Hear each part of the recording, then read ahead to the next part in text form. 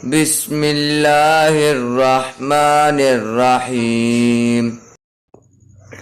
اللہ کے نام سے شروع جو بڑا مہربان اور نہایت رحم کرنے والا ہے۔ علامہ یافی رحمۃ اللہ تعالیٰ نے ایک واقعہ تحریر فرمایا ہے کہ ایک نوجوان نہایت بدکار تھا۔ وہ جب بھی کسی بدکاری کا ارتکاب کرتا اس کو ایک کاپی میں نوٹ کر لیتا۔ ایک دفعہ کا ذکر ہے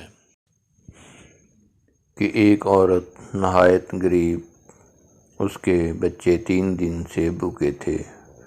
بچوں کی پریشانی نہیں برداشت کر سکی تو اس نے اپنے پڑوسی سے ایک عمدہ ریشم کا جوڑا ادھار لیا اور اسے پہن کر نکلی تو اس نوجوان نے دیکھ کر اپنے پاس بلایا اور اس کے ساتھ بدکاری کا ارادہ کیا تو عورت روتی ہوئی تڑپنے لگی اور کہا، میں فحاشہ زانیہ نہیں ہوں، میں بچوں کی پریشانی کی وجہ سے اس طرح نکلی ہوں۔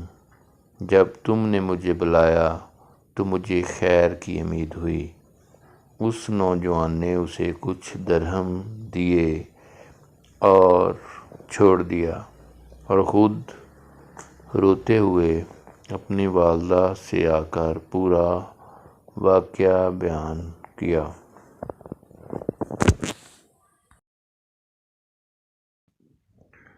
اس کی والدہ اس کو ہمیشہ بدکاری سے روکتی اور منع کرتی تھی۔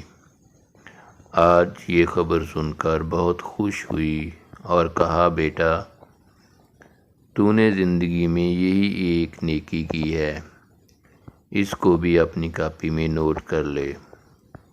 بیٹے نے کہا کہ کاپی میں اب کوئی جگہ نہیں ہے۔ والدہ نے کہا کہ کاپی کے حاشیہ پر نوٹ کر لے۔ چنانچہ حاشیہ پر نوٹ کر لیا اور نہایت غمگین ہو کر سویا۔